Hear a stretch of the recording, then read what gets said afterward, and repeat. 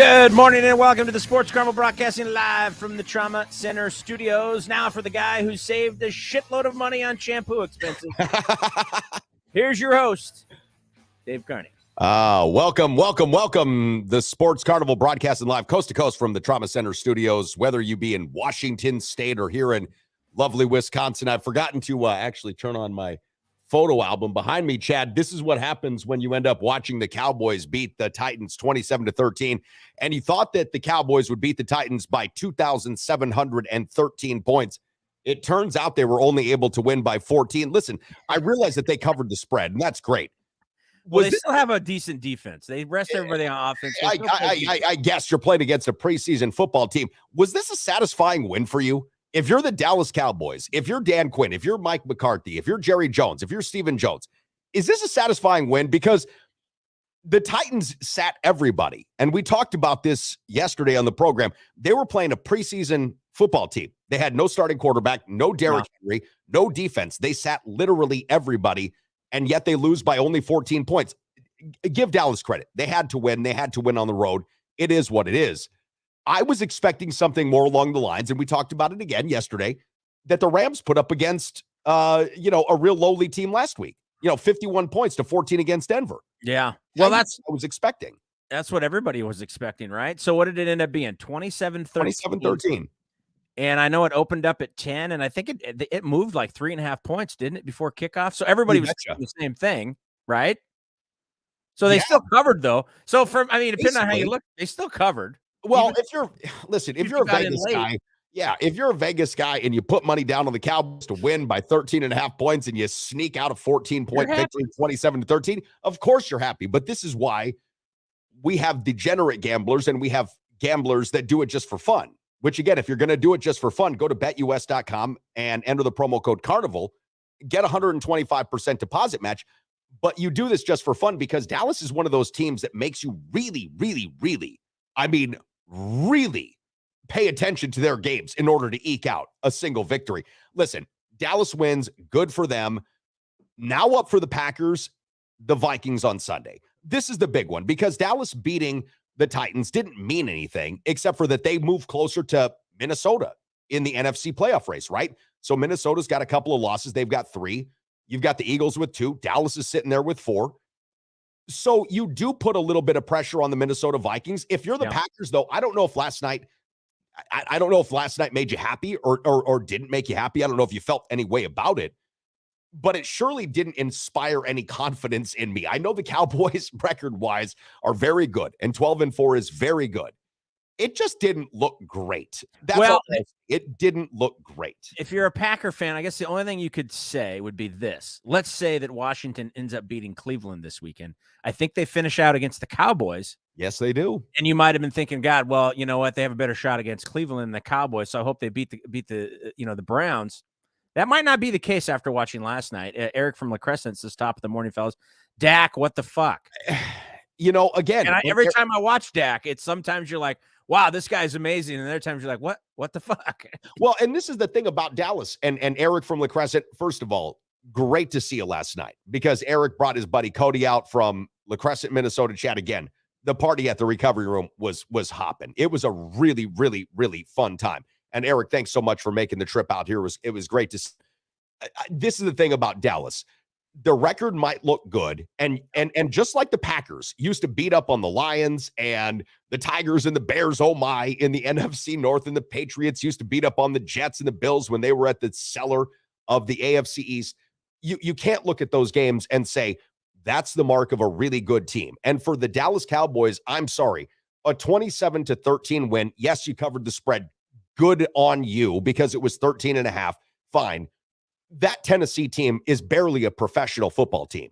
And if you're going to tell me that as a Dallas Cowboys supporter, which we don't have a ton of here on the program, that you're feeling good about this victory, then you're deluding yourself.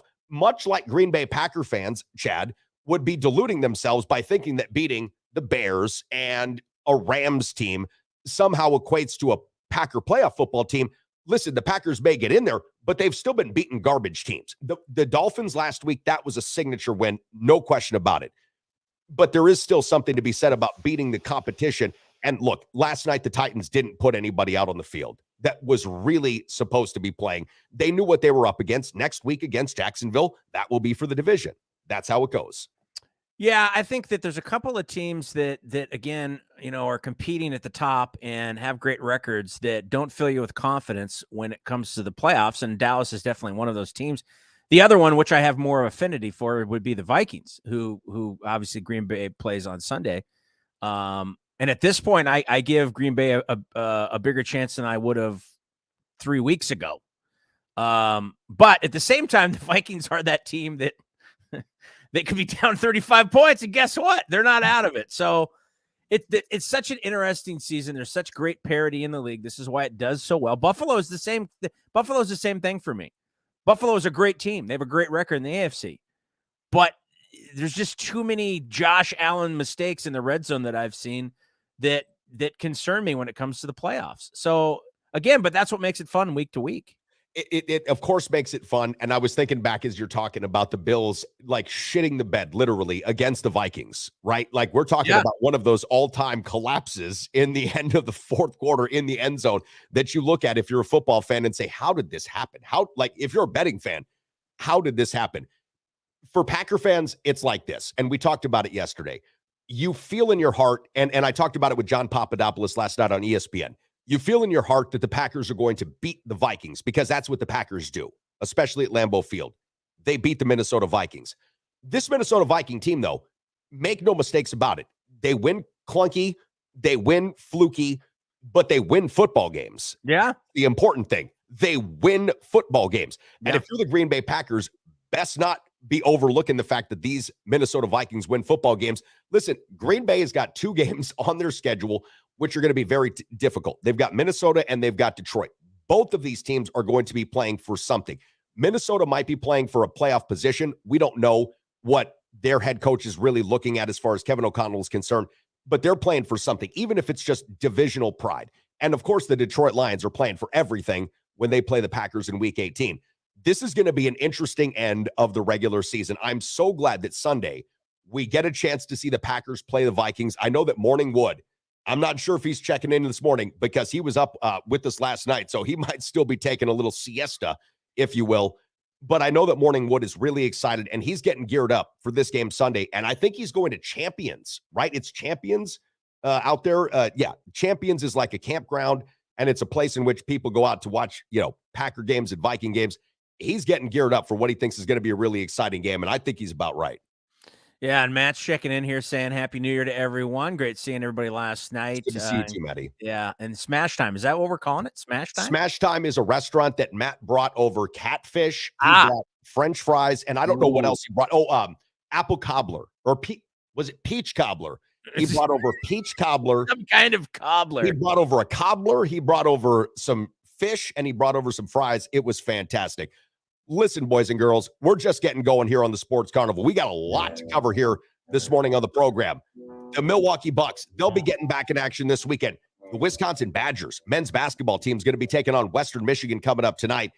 And we've got a lot left to discuss with Week 17 in the NFL. Stay tuned. The Sports Carnival broadcasting live coast to coast from the Trauma Center studio back in about 60 seconds. What can I say? The Recovery Room on 7th and Mississippi Street is not only my favorite bar in all of downtown La Crosse, Wisconsin, it's my favorite restaurant in all of downtown La Crosse, Wisconsin. Breakfast served 8 to noon, Saturday and Sundays, daily specials, incredible cocktails, and the best damn wait staff in the entire city. My buddy Matt knows how to treat you right, and that's why when you go to the Recovery Room on 7th and Mississippi, you're always going to have a great time and a great meal with a great cocktail. So if you haven't been in a while, or perhaps you're just regular and you want to stop in again, make it a thing. I'm there every single week. How about you? At the Little Doobie's Pizza, we kill 2 stone birds with 1 rock every time with our hand-rolled Doobie Deluxe for only $49.95. That's a street value of over $75. No way! The Doobie Deluxe is a hand-rolled 18-inch pizza that will blow your bone-resonant mind. Whoa! Topped with the sausage, black olives, extra cheese, and about a half ounce of the finest kush at east side of San Bernardino. Dude, give me another slice. Because at Little Doobie's Pizza, we put a little TLC in our THC. And right now, for a limited time only, get an order of crazy cannabis bread for only $10 with an order of a Doobie Deluxe at the street value of over $22.50. You know what we said at the Little Doobie's Pizza? Why get stoned then eat when you can do both at the same time? Doobies. Broadcasting live from the Trauma Center Studios. This is the Sports Carnival. If someone tells you don't try this at home, just go to your neighbor's house and try it over there. Now here's your host, Dave Carney. Yeah, that was what we heard about the Tide Pod Challenge. And remember, Chad, when we took the Ice Bucket Challenge? You remember when we did that? When that was first coming out, we went out to the front of Sahara Boulevard and Valley View, and we had ice dumped on our head in Las Vegas, Nevada, in front of Max Pond. You remember that? It was I remember. Bucket Challenge. Yeah. Well, do it at a friend's house, I guess is a good way to say it. Yeah. Don't do that at home. Jeffrey Zelke was checking in here, Chad, over the break, and he brought up something, said, just remember that Kirk Cousins saves his best football for the Packers. The doubt is settling in, guys. I don't know if the Packers can pull this one off. Jeff, listen, I don't know that the Packers can pull this one off either. I've been talking to a real staunch Packer fan here recently that is saying, in no uncertain terms, that the Packers are definitely going to win the game on Sunday, because the only thing that this particular Packer fan says that the Minnesota Vikings have is Justin Jefferson. I would like to remind said Packer fan that TJ Hawkinson is very good and had quite a good game on Sunday. The likes of Dalvin Cook and AJ Madison have been very good. And listen, Packer fans, I know you didn't want to look at the Pro Bowl roster because there weren't a lot of Packers on it. You got Zadarius Smith at free safety, Jair Alexander. Zadarius Smith was a Pro Bowler again for the Minnesota Vikings. And this is a guy, of course, who famously left the Packers this offseason. I wouldn't say in controversy, but left them under some circumstances that wouldn't necessarily have been considered rosy. So, yeah, and Jair Alexander's been talking trash a little bit about Jefferson, saying that when they played, was it week 2 or 1 or whatever? It was week 1. It was the first week of the season. 184 yards. He says that's a fluke. That ain't gonna happen again. You gotta say, with Alexander is one thing you got to appreciate about that guy. He does great post-game interviews. I love his post-game interviews, and he's full of confidence. That guy is full of confidence, no doubt about it. Well, this is one of the things. Some would say cocky. This is one of the things that reminds me about this year's Packer team with the 2010 Packer team, because he had a Charles Woodson on that Packer team who was much more senior than Jair Alexander in the league. But Charles Woodson was, if he was anything, he was cocky, right? Like, he would tell you exactly how he felt and what he thought about your coming game plan, because he would say under no uncertain terms, I'm going to shut down your best wide receiver. Like, that's what he would do. So I do appreciate that from Jair. For me and Jair Alexander, and we've talked about this a couple of times, it's the mental preparedness and the focus that he has going into the game, because we've seen him cede huge amounts of yardage because of penalties that he's given up for unsportsmanlike conduct and, things that nobody should ever have to just give up during the course of a football game. That's what I'd like to see Jair sort of button up. I don't know exactly what happened to this guy. For a portion of the season, I thought that maybe he was kind of out on the Packers, even after signing that contract. Because remember, after they lost to the Giants, he said, if they lose to the Jets, we're going to have real problems. And then Aaron Rodgers comes back on the Pat McAfee show and says, we don't need that kind of bickering back and forth in the locker room. So part of me thought that there was a little bit of Jair on the outside, but maybe it's just that this guy is a chippy fucking competitor and he's trying to win. And I'm okay with that. Really. Yeah. I'm okay with that. That's my take on it. It's more about just being competitive. And again, like I love his post-game interviews. He's got a lot of personality. He's willing to kind of throw it out there, and he kind of understands the whole media situation, right? He knows how to play that up. I think he's doing a little Muhammad Ali to a certain degree, right? That's what Muhammad Ali did, or guys like that would go into the press and poke the bear a little bit to get in guys' heads. And if you're in the secondary, you kind of have to do that sometimes, because you got to remember that's a reactive position, right? On the offense knows exactly where they're going. The defense, you got to just react. So you got to be that much better of an athlete. And a lot of times the trash talking is just to motivate yourself. You have to explain something to me. What is Morning Wood saying exactly here? Because I don't understand this. So Morning Wood's checking in here. He's on Twitch this morning, it looks like, and he says Jimmy the Haggerty is now known as rumor number 2. So we had given Jeremy P12 Foreman the nickname, and this is very fitting for Foreman, and anybody that knows Foreman knows why we call him the rumor, because it's like you look around and what you have to say is rumor has it that Foreman was going to show up tonight. Rumor has it that Foreman was going to be here. Oh, so yesterday, as we were leading up to this, I mean, again, massive party at the recovery room, and thanks to everybody for showing up. It was a great time. Jimmy Namath, aka Jimmy the Haggerty, did not show up, and so this is what Morning Wood, is referring to here. We've got to start calling Jimmy Namath, Jimmy the Haggerty, the rumor number 2, because he didn't show up. I don't know where Jimmy was last night. This is one of those questions that will probably need to be adjudicated and answered throughout the daytime here today. We'll see. We'll get some texters, and I'm sure people will poke and prod around to see exactly where Jim was last night, but he wasn't with us. All right, Mike's checking in. It says Texas peach cobbler and banana pudding is traditionally what is served as dessert at Texas barbecue joints or catfish shacks. So it sounds like that's whatever was served up last night might have been from a joint like that. We had some peach cobbler from that place called Smash Time. So Smash Time is getting all sorts of free pub here. They're on the north side of La Crosse. I didn't know that this was a joint. I really didn't. I did not know this was a joint. So Matty Ice comes to the recovery room, and this is 6 weeks ago. Maybe it was even, I don't know, longer ago than that. And he says, listen, Dave, I'm driving for Eat Street now. I want to bring you back something from this place called Smash Time. I know how much you love Southern food. I know how much you love soul food. I'm going to bring you back some macaroni and cheese. Okay, cool. I can't stop him from doing that. This is something that I just want and I need in my life. So Matty comes back with this absolutely fantastic macaroni and cheese.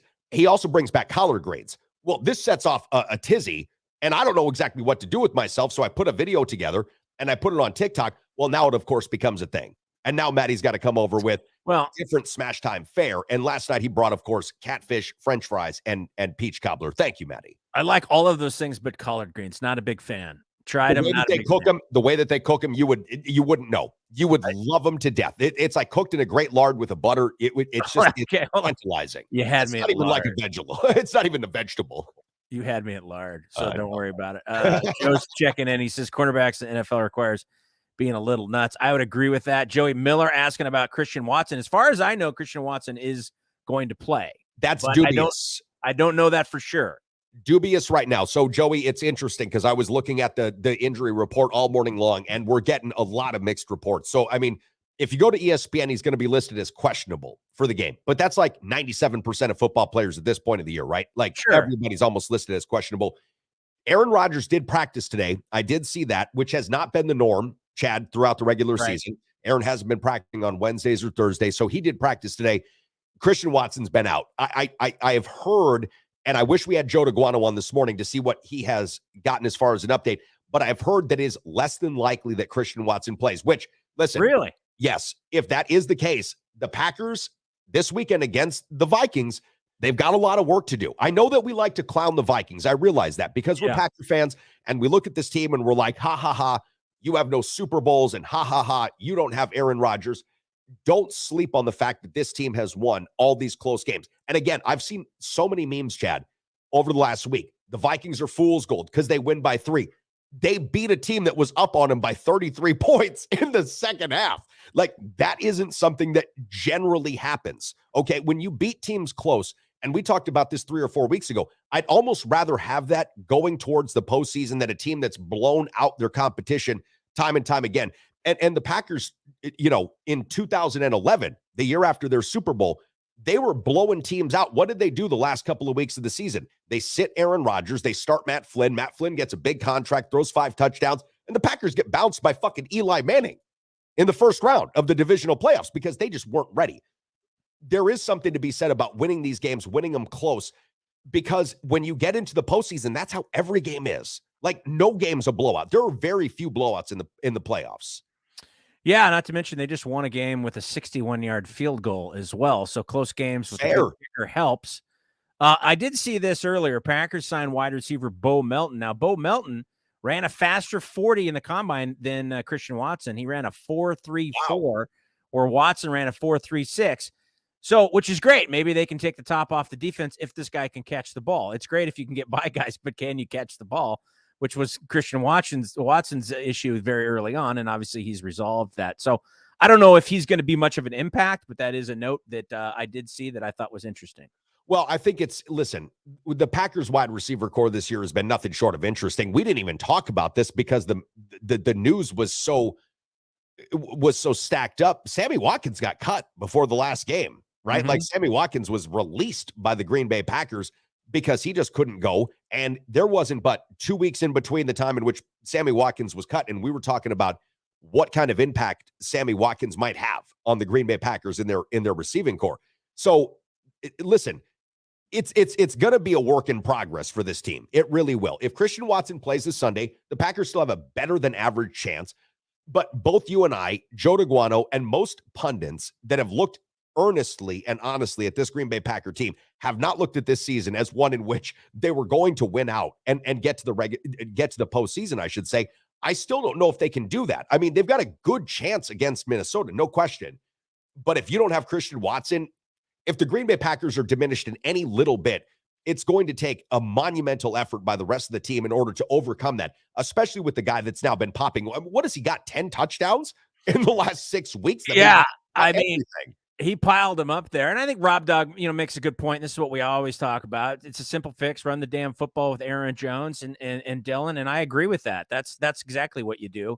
I think it's going to be an interesting game. I was looking at the weather, and it looks like the weather's going to be, because obviously you got a dome team. So the advantage goes to the Packers. They're favored by 3, or at least it opened up by 3, which makes sense. So I was thinking there's going to be snow. It's going to be really cold. It looks like it's going to be in the 30s. I may be wrong. Maybe that changes by that time. It just snowed 2.5 inches here, so you never know.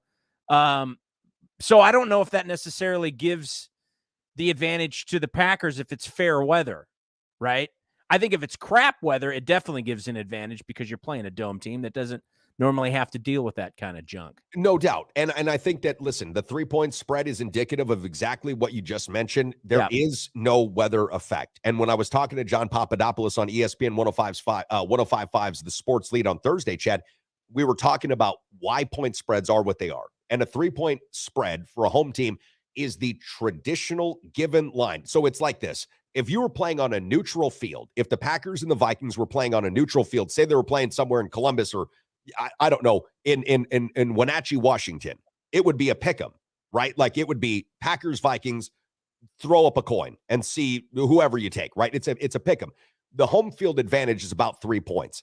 Now, if Aaron Rodgers were playing MVP-like football, we might see this point spread be 3, 4.5, 5.5 points. That's how much Rodgers could move the line. But what we see now is just, again, a simple pick'em. The Vikings haven't been overwhelming us with their abilities. Sure, they have been winning close games. They haven't been blowing teams out, and the Packers are on a heater. This is a little bit of the reason why I think you see the line as close as you do. I think if you would have looked at this objectively, even prior to the Packers' victory over the Dolphins, you would have seen this as a Minnesota line plus, -1. It would have been the Packers plus about a point. Right. The Packers' current win streak, again, not against great teams. You've got Chicago and you've got LA and you've got the Dolphins, is what it is. But that is why I think that it's the Packers 3-point. But I'll tell you what, the weather, it feels like it's a heat wave out here because it was -32 degrees real feel less than a week ago. And it's 47 degrees. That's 70 some degrees difference in the last couple of days. I mean, it feels like balmy out here. Yeah, it does. In fact, Rob Dog, of course, he's in the weather center for us, which we appreciate. It's supposed to be 40 degrees and particularly sunny in Green Bay on Sunday. So that's cool. Hey, I do want to put this up here because Mike Byers is checking in. Yeah, I did watch the game, Mike, and Texas lost in the Alamo Bowl, 27-20. But I'll tell you what, that was pretty close. And if it wasn't for all those drop balls by Worthy on Texas, I think that we'd have a different outcome. Michael Penix Jr., who's the quarterback for UW, didn't really have a great first half, had a decent second half, but that was not a bad game. I enjoyed that, and I'm actually a Wazoo fan, which is obviously the Washington State, which is a rival to UW, and we lost in the Apple Cup, but it is what it is. But even though that I say that, I still pull for UW when they're playing teams like Texas. I honestly thought Texas was going to win this game. I did. So how much do you pull for Gardner Minshew then?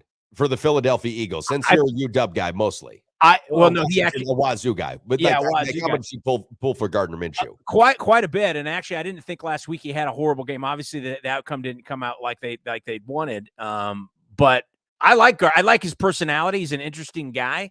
I think he spent last summer living in a van, and he still does in Philadelphia up until the wintertime. He's got to park right outside of the training facility. I really like the guy. I really do, and he was pretty broke up about Mike Leach's death. Obviously, Mike Leach had a huge impact on Gardner Minshew when he was with Wazoo. So, but I always like people that are a little bit outside the box, a little bit their characters, and he's definitely a character. And I don't know if he's ever going to be a starting quarterback necessarily or an impactful player in the league, although I would have said the same thing about Geno Smith, and look what happened. So there's always a shot, but I mean, I think he's a decent backup, and I thought he did a pretty good job last week. Well, I tell you what, I think that Gardner Minshew, for what it's worth, I didn't think that the game was a loss on his part. Now, obviously, he had some costly turnovers, which are, they're obviously going to stand out as one of the reasons why the team lost the game. I just didn't think that Philadelphia played the kind of defense that was requisite to get them the victory, but I thought Gardner Minshew largely played a good game. This is going to be interesting for me to see. What if, and I know that this isn't something that anybody's talking about, but what if Gardner Minshew has to start for the rest of the season for the Philadelphia Eagles, okay? And just like we saw a few years back when Nick Foles won the Super Bowl with Philadelphia, Carson Wentz was the presumptive MVP. 13 games into the season, it was literally the same number of games. Carson Wentz was the presumptive MVP, and everybody's anointing this guy the next best thing since Tom Brady. Then in this upstart, Nick Foles comes in and helps a limping Eagles team win a Super Bowl. They put a fucking statue outside of the Philadelphia Stadium. What if they've got a statue of Nick Foles and Gardner Minshew? Like, what if Gardner Minshew wins a Super Bowl and then you've got Jalen Hurts having to walk in every day because they're going to re-sign this guy, and seeing the statues of two backups that have then won Super Bowls with the Eagles? I mean, that's an awesome. I'm just saying. Interesting way of looking at it. I don't think that'll actually manifest. You never know, though. I mean, Jalen Hurts isn't going to be out during the playoffs. He's only going to be. I mean, most likely he's got a shoulder injury. I'm just thinking about how interesting. No, that is. It is. Yeah. Well, it's always interesting when I always go back to Frank Reich, right, taking over for Jim Kelly. Now, granted, they didn't win the Super Bowl, but he did an admirable job. They came close, and he did an admirable job. And it's interesting when you're stuck in that situation, right? When you're a backup. And that says a lot to being a backup. We talked to Kent Dernbach yesterday talking about coming off the bench and stuff. Some guys mentally just can't do that, right? And so think about being a backup quarterback, and especially with somebody, if you're backing up somebody that's really, really good, had a really great season, hasn't been out much, you've had hardly any playing time, and all of a sudden, like, okay, you're the guy, take it over. You're like, well, it's not easy to do. It's not, and this is why, though, Chad, and I'm so glad that you brought this up, because coming up on the other side of the break, Chad and I are going to talk a lot more about backup quarterbacks, particularly Tua Tagovailoa, and what the situation there in Dallas is. So 2011, I'm on ESPN in Las Vegas with Jim Fossil. Rest in peace, Coach Fossil. Jim Fossil said this: the next most important position in the NFL, as far as to a team is concerned, will be the backup quarterback. The second highest paid player on the team, he said, should be the backup quarterback, because the NFL and the way that the NFL is, and I know that they protect quarterbacks more, but they're running more than they ever have before, right? He said the NFL will see a dearth of injuries at the starting quarterback position. And this was right on the precipice of Robert Griffin III getting injured. The most important player, it seems, in many cases, is now your backup quarterback. And when we come back, let's talk about that, because you've got the Dolphins with Tua. He's going to be out. And Teddy Bridgewater, who many Viking fans thought should have been the long-term starter for Minnesota, will be in for Tua. I don't know if it's going to be just for one game or for the rest of the season, but I want to get your thoughts on that. Should Tua play for the rest of the season? Stay tuned. We're broadcasting live from the Trauma Center studios. You're watching and listening to the Sports Carnival. I'm Davies Chad. 60 seconds. We're back.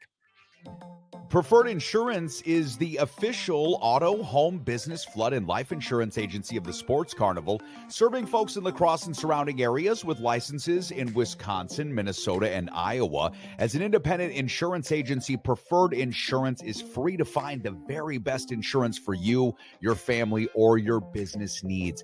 Call my friends at Preferred Insurance today and set up a free consultation. Remember, working with an independent agency means Preferred Insurance works for you, with you, to find the best solutions at the best prices. The official mortgage team of the Sports Carnival is the Midwest Mortgage Team of Land Home Financial, my good buddies Mike Garcia and Todd Vercruzzi. Listen, we all know the mortgage industry is in a bit of an upheaval right now, and that's why it's more important than ever to go to a couple of guys that you can trust, a local operation right here in La Crosse. That is the Midwest Mortgage Team. Again, Michael Garcia and Todd Vercruzzi of Land Home Financial. Don't make a mistake with your mortgage needs. Go to the official mortgage provider of the Sports Carnival, the Midwest Mortgage Team, Mike Garcia and Todd Vercruzzi. Back to the Sports Carnival, broadcasting live from the Trauma Center studios. Remember, if I agreed with you, we'd both be wrong. How true is that? Now here's your host, Dave Kearney. Oh, welcome back, boys and girls, ladies and gentlemen, children of all ages. It's really great to be here with you on a Friday. I see that we've got Rob Dog from Stoddard checking in this morning, and Rob Dog, Joey Miller, all of our younger listeners, and Thomas from UWL. I can't wait till you fellas turn 21. I was going to say 18. That's not a thing. I can't wait until you turn 21 and you get to come out and hang with us at the recovery room. Last night, Chad, we had an incredible party. Mike Byers was in attendance. We had Boomstick, Eric from La Crescent, Kyle Wood, everybody that was somebody was there. P12 Foreman, P1 Breacher. Congratulations, though, to Ethan Giese. Is that how we say his last name? Ethan Giese. Ethan won the 43-inch television. And Ethan, a good friend of the program, supporter for at least, a little while, won that 43-inch television. Congratulations to Ethan, and congratulations to everybody who won the stuff that we had from Stack's Farms. We had a whole bunch of stuff from Absolute Vodka.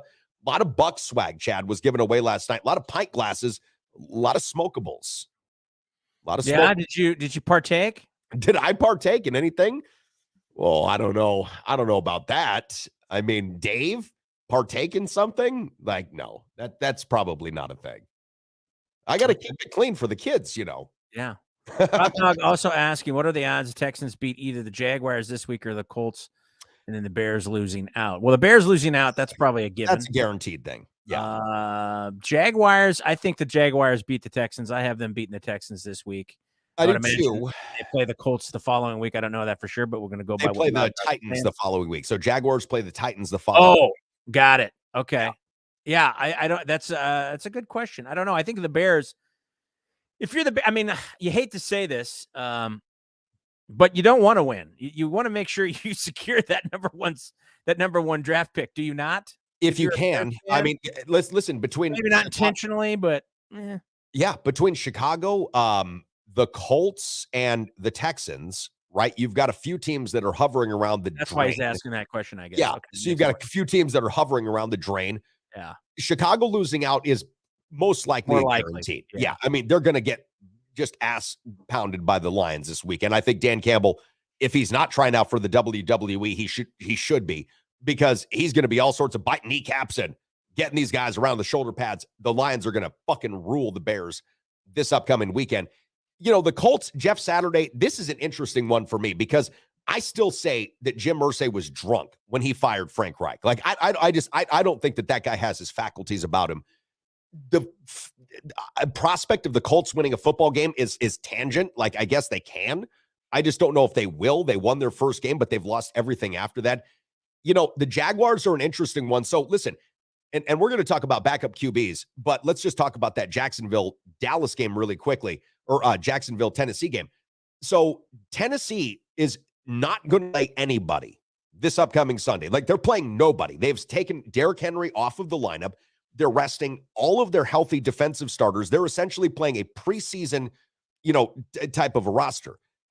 What do you think that Jacksonville is going to get from this? Right. Well, Tennessee played last night against Dallas. Yeah, and they lost. Yeah, and they lost 27-13. But what do you think Jacksonville is going to get from this weekend? Because Tennessee played nobody last weekend. What do you think they're going to learn about Tennessee this weekend? Nothing. They're going to have to play a different team next week. This is going to be a completely different team. So Jacksonville against, I don't know, the Colts this weekend, maybe. But Jeff Saturday's shown the ability, for whatever it's worth, to at least be a spread buster. Like, they're beating the spread in many cases. The Colts are upsetting the apple cart. Do they beat the Jaguars? I don't know. Yeah, actually, Jacksonville plays Houston this week. Oh, okay. Well, they're a 4-point favorite. I think Jacksonville wins this game personally. I don't see them losing. I think they've actually played pretty well in the last couple of weeks overall. So as far as that goes, I mean, it's, the Bears are on I think a 7 and Rob Dog may be able to correct me, 7 or 8 game losing streak. They're just shitting the bed left and right. But 6 games, I think, right now. Yeah. At the same time, Justin Fields has had a really good season, and he's put up some good numbers, and you do see some promise there. Obviously, if I'm a Bears fan, I'm angling for that number 1 draft pick, and where they go with that, I don't know, but it should be interesting. But that's why they play the games, as Chris Berman used to say, right? In the NFL, you just don't know week to week who can beat what team. And last night was a good example of, although obviously Tennessee lost, they didn't lose by as many as we thought. And, they still had to play the game, and it was a lot closer than we anticipated, even though they sat everybody. Yeah. And this is where you look at a guy like, Vrabel, and you say, okay, you're a really good coach because you can muck up the game a little bit, right? Like Dallas, to me, and we talked about it yesterday morning, should have scored 51 points. Like, if Baker Mayfield can do that, right, then Dak Prescott and the Dallas Cowboys, with all of their talent, should be able to put up 51 fucking points on a team that's starting nobody. The fact that they didn't doesn't do anything. A win's a win. And again, Joe DeGuano talked about it on Monday. There's no such thing as an ugly win, right? Okay, great. So you're Dallas, you take the win, whether it's ugly or not. But I don't know that it inspires any confidence in you. And then Matty is checking in here from the recovery room, and he says the Bears Lions may be closer. Justin Fields could have over 300 rushing yards himself. Yeah, possibly. Listen, one thing that we know, guys and gals, is that the Lions cannot stop the run. And last week when we made that play, the big play against the Detroit Lions and for the Carolina Panthers, that was the one thing that we talked about. The Carolina Panthers, if they run the football, are going to not just beat the Lions, but dominate these guys, because the Lions can't get off the field otherwise. And that was shown. So maybe the Bears and Lions, I think the Bears, though, to your point, Chad, they're playing for something else right now. And what they wanted to see is what they're getting a chance to see. Is Justin Fields your quarterback of the future? Yep. Okay, great.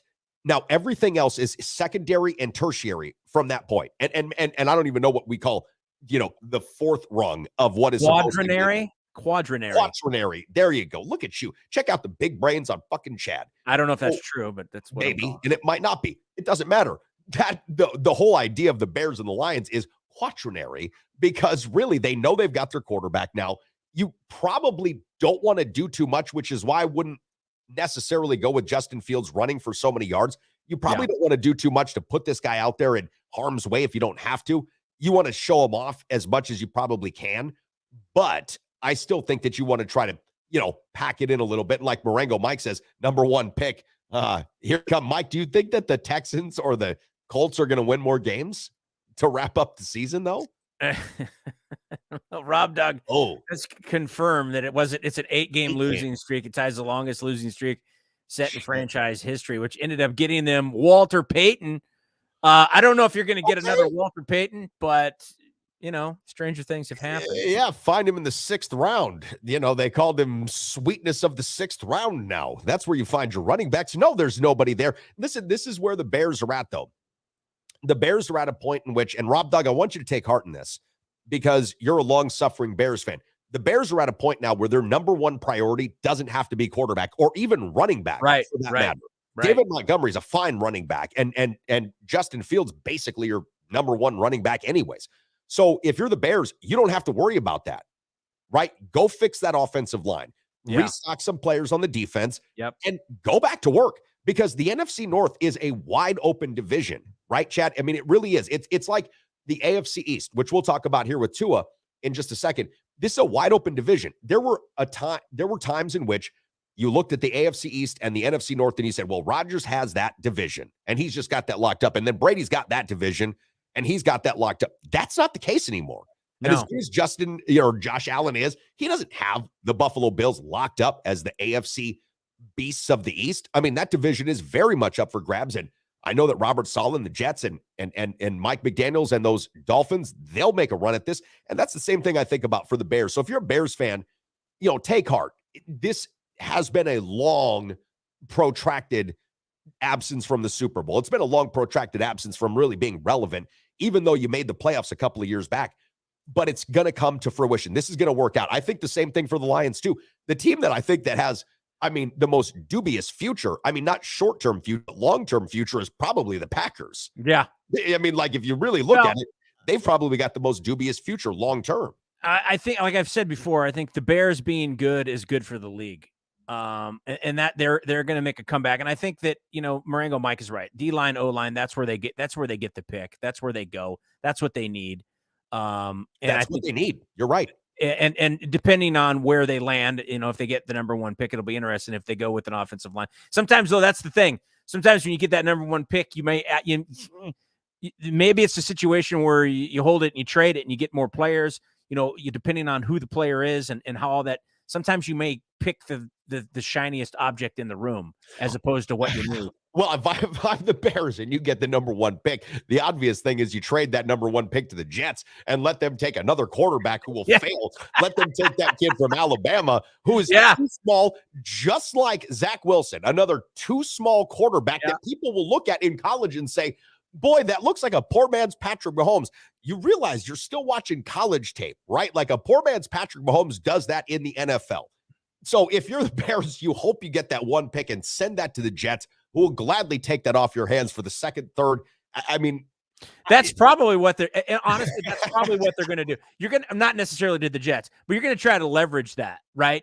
Get the shiniest. If you do take the shiniest object in the room, package that, trade that off and get a bunch of guys that can help you, right? That's ultimately what they need. They need numbers. They need more guys. They need more quality guys on both the offense and defensive line. And as opposed to one great offensive lineman, maybe you get two good offensive linemen or two good offensive linemen and a pretty good defensive lineman, or however that works.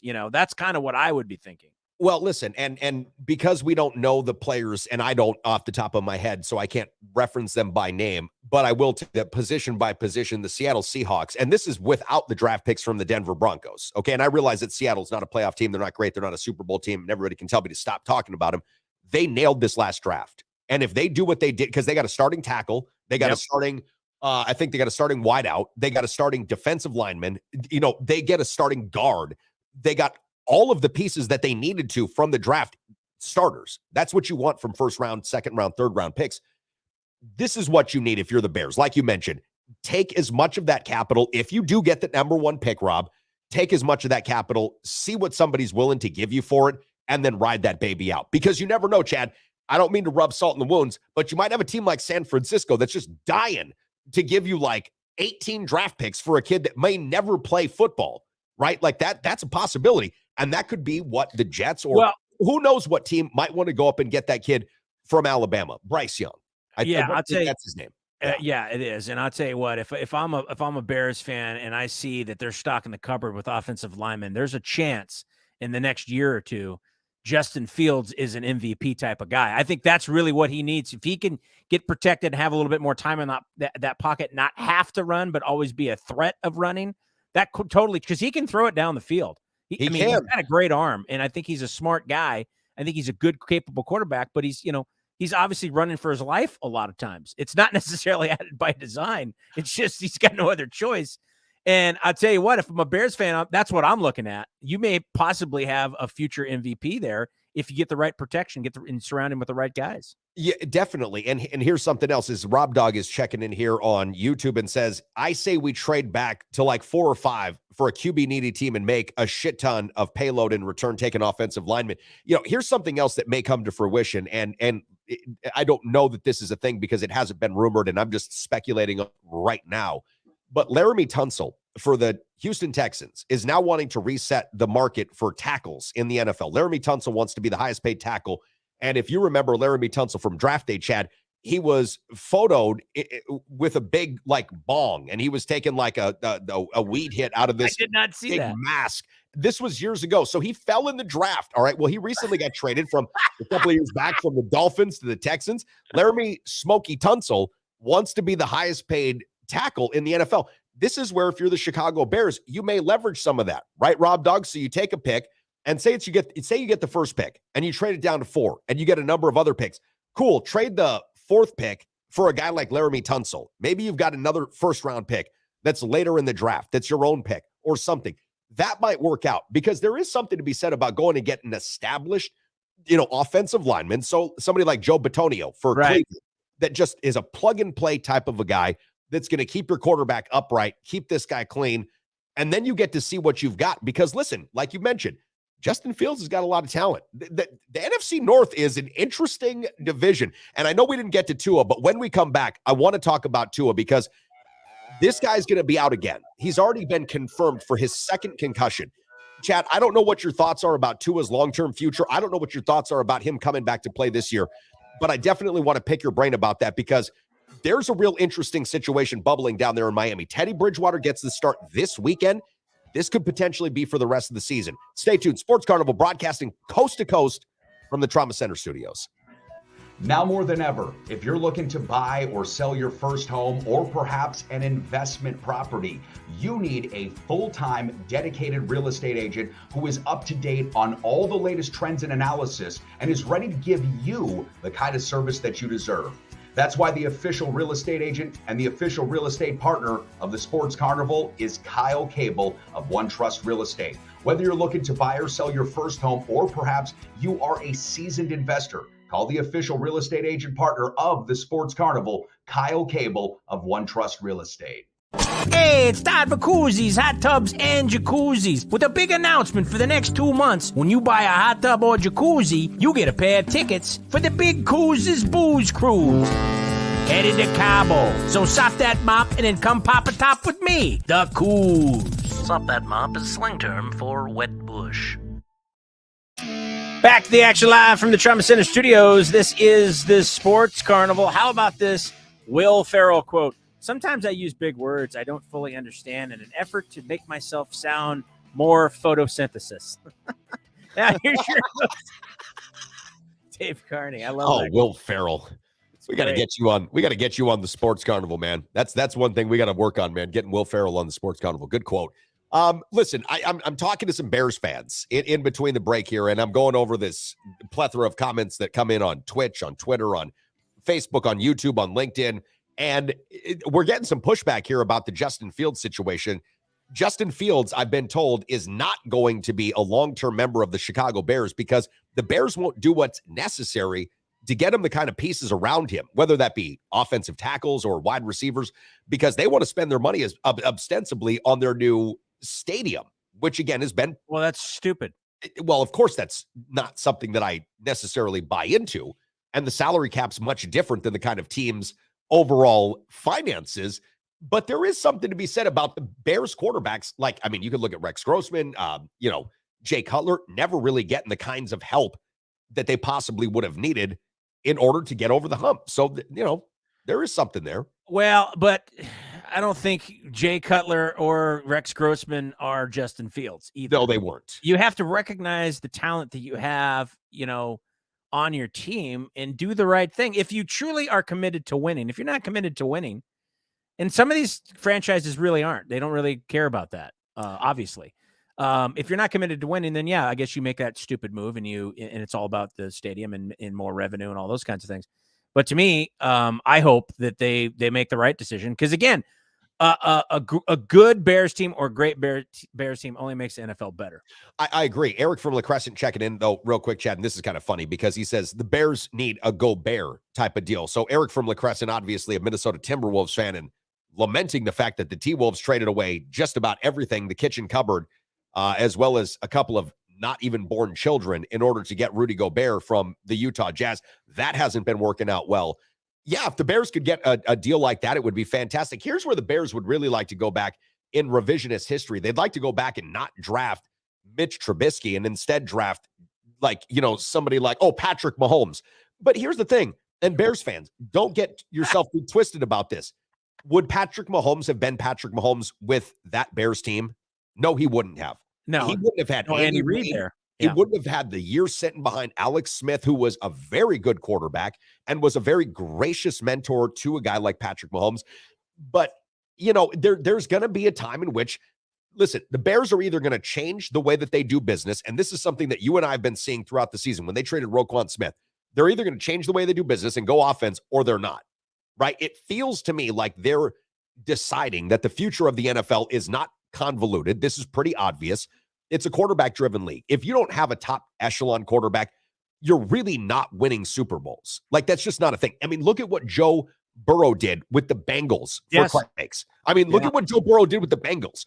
Right. If you don't have a top-tier quarterback, you're probably just not winning a Super Bowl. So Pat Tully says, glad I found you again. First time listening live on your new platform. Good luck. Thanks. Good luck with an exclamation point, like good luck. Yeah, good luck. No, Pat's ardent supporter, and Pat, I'm super glad. He's not wishing his good luck like it's the curtains for us, buddy. Oh, Pat Tully is a legend in Stoddard, Wisconsin. He's a legend in La Crosse, Wisconsin.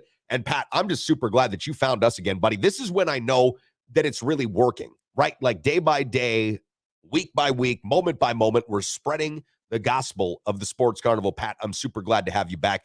Chad, listen, we've kicked this can around a couple of different times. You and I talked about it yesterday off air. And I know that if we had 3 hours, we would have delved into this yesterday, but I do want to get your take on what has been one of the hotter topics in all of the NFL over the last 24 to 48 hours. And that's Tua Tagovailoa, the health of this kid. So you and I have seen firsthand a number of different athletes at different stages of their careers, mostly late in their careers when they've been a bit washed out, right? Like you come to Vegas, you come to some of the stops in which we have haunted. You meet guys, and it's largely at the end of their career, or it's at the very beginning of their career. I'm looking at a guy like Tua, and this is supposed to be a prime career type of an athlete. And I'm seeing stuff that really has only been exhibited in a couple of different cases that I can recall, at least, publicly mentioned. And that's Kevin Cobb. I'm thinking about other guys who have had concussions that have derailed them, taken them off. Who was the kid for the San Francisco 49ers? Because a friend of mine was talking about that too. Remember, this kid played for Wisconsin, retired after 2 years. I'm not going to recall his name, but yeah, I know exactly who you're talking. Oh, you're talking about the running back? No, he was a linebacker. He was a linebacker for San Francisco. Yes, I know exactly. It's not important, but he retired. Yesterday, we were talking about Andrew Luck. I'm looking at Tua, and I'm watching the likes of Brandon Marshall on ESPN. I'm watching the likes of, Brian Dawkins on the NFL Network, and others say, under no uncertain terms, Tua needs to step away from the field. This is about your long-term health and safety. So you and I were talking about this yesterday off air, and for those that weren't with us, obviously, you didn't get to hear this, but, Chad, you and I were talking about just the general football plays. If you get injured, like a concussion injury on a general football play, and it was Borland. Thank you, Foreman. I appreciate that. Borland, and we're getting Chris Borland. A number of people are checking us in here with Chris Borland. Good call, guys. But when you have a general football play that results in a concussion, that kind of an injury, that's a problem. That means that your bell has been rung, what they used to say back in our day, right? Your bell has been rung one too many times. There wasn't a whole lot of instances in which I could remember somebody getting their bell rung too much in which the coaches would just pull them back. But I do remember one time in which, I don't know, it was maybe 9th grade, and a guy got the wind knocked out of him. He got, basically solar plexed down from a hit. And when he came back up, he was completely out of sorts. And they pulled this guy off and they said, listen, you can't play, for at least the next couple of series. We'll see what you're doing. And they, put a smelling salt in his nose. It was a way different game 35 years ago than it is now. But there was even that notion that, oh boy, that was a hit that looked bad enough that we could just see. And it didn't have to be a medical professional. It was just a person could see, obviously, that you were in a bad way. And when Tua, with the hands, right, when he just comes off the field with these hands, and then they put this kid back out on the field, he collapses, trying to take another snap because he just doesn't know where he is. That signaled to me that this might not be a long-term proposition for him in the NFL. And now, after this latest concussion, which, again, we don't have any direct video evidence of, quote, when he suffered the concussion against the Green Bay Packers. We just know that he did. you have to start wondering, is practice going to give this guy a concussion, right? Is running a simple drill going to give this guy a concussion? Because if that is, and that's not completely off of the table, if that is the case, he can't play football anymore, at least not professionally. It's like Reggie Lewis for the Boston Celtics back in the day. Yeah. Reggie Lewis had a heart condition. The Boston Celtics desperately wanted Reggie Lewis to play basketball. And as a matter of fact, their entire decade went down the toilet in the 1990s because Reggie Lewis couldn't play basketball. They told him he couldn't play. He went out and played more on his own. And for those that were too young to remember this, he was playing in a pickup game and died on the court because he couldn't stay away. He just needed to play basketball. The Boston Celtics medical doctors told him, it is not safe for you to play competitive basketball. You have a real risk of dying. And Reggie Lewis didn't play NBA basketball, but he went and played a pickup game and he died. He died in a rec league game. So if I'm Tua, if I'm the medical doctors, we don't have to look back at, questionable mathematics and statistics and science from, some sort of a, I don't know, a quack medical book. You can just look at Reggie Lewis. And if you're the team, you start to look at liability. If we put this guy back out on the field, what liability will we be up against? If the Chargers, for fuck's sake, would have known what they know now about Junior Seau, they would have done 18,000 things more to try to keep that guy safe, right? Because that was one of the tragedies in NFL, which started this whole concussion and the CTE thing. If you're the Dolphins and you're Tua, tread really lightly with this one, because if this kid goes back out there and God forbid anything happens to him, the Dolphins could be held completely liable for this. Especially liable. Especially nowadays. I don't think it was quite the same. A guy that comes to mind, Chris Chandler, played for the Falcons, played with a couple different teams, played a long time, but I remember him having it was like some astronomical number of 11 or 12 concussions, and he continued to play. And back then they didn't, obviously they monitored it, but not like they do now. So I think they're going to be a lot stricter. And then you're going to have some teams that probably will say, hey, I know you want to play, but you're not going to play here. Well, because of the liability, So I think for Tua, he needs to start thinking about his future. And I have a great idea for him. It's Tua's Island Brewer. So he can open up his little coffee stand. Yeah, and you get together with a good coffee maker, right? Yeah. A good quality coffee, and you have these lattes and espressos and stuff, and you have this island theme. I think it would be a hit. You open one stand, you go to two, you go to three. Next thing you know, you've got them all across the United States, and he becomes one of the richest ex-NFL players of all time, joining the likes of a guy like Roger Staubach. Listen, I was almost going to say Roger Starbucks, but that obviously that would even be better. That's not his last name, but yeah, I recall the great documentary Arrested Development with Jason Bateman, who was playing a real life character, and they had that frozen banana stand, right? Like Tua would be instantaneously more successful than Jason Bateman or his family were with that frozen banana stand. Listen, there are no shortage of opportunities, and we just talked about this yesterday for a guy like Tua, the SEC network. Right. They've got Tim Tebow. You've got whatever you would want. And actually, to a Tim Tebow credit, while he couldn't play football, and the only person stupid enough to give him a chance to do that was Urban fucking Meyer, he did crush it on the speaking circuit. Right. And Tua could do the same thing. Sure. He could get $100,000, $200,000, $300,000 per appearance to go and talk to businesses, to colleges, to medical professionals about the dangers of concussions and what this is. And coffee, and of course, if you're going to open a good Hawaiian brewery, Tua's Island Brewer, Tua's Island Brewer, then obviously you got to do something. Of course, Guinness is going to try to come after you for pilfering coffee beer, and you're going to get some competition from the staunch Irish. But other than that, you should probably be in good shape. Listen, I hope the best for this kid. I really do. I've never believed in him. From a football perspective, I just never thought he was tall enough. I didn't think he had a good enough arm.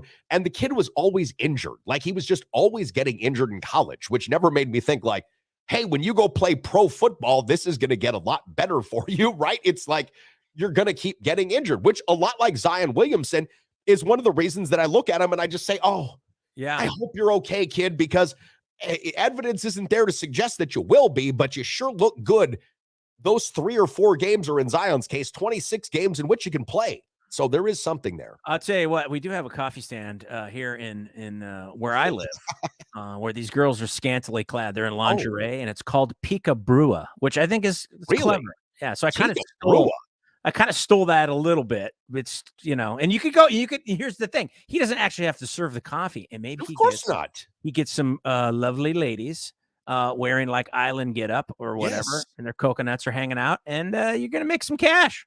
I like this. It's like Vin Baker working for the Starbucks before he finally got back into the NBA with the Milwaukee Bucks. All right, before we leave, and again, want to thank everybody for coming out last night. Rob Dog, I wish you were old enough. He says on a parting shot, Tim Tebow was doing good in the minor leagues for the Mets before he broke his hand getting hit by a pitch. No, he wasn't, dude. He was hitting 180 in AAA. Like, he was awful. And Tim Tebow couldn't play baseball either. That's okay. That was another TV though. Yeah, it was great. He's great on TV. I'm happy he's getting laid now. How about that? Yeah. Okay. Agreed. All right. You guys have a great weekend. Thanks again to Kyle Cable, our friends over at the Midwest Mortgage Team, Preferred Insurance, of course, the Recovery Room, Sean O'Neill, who was in the house last night from the O'Neill Law Firm, and Joe's Helping Hands Landscaping for making this whole bad boy go. Make your bets legally. BetUS.com. Get your free 125% deposit match. Use the promo code Carnival. Chad, see you next Monday, buddy. Have a good weekend. You too, man. Happy New Year, everybody. Toodles.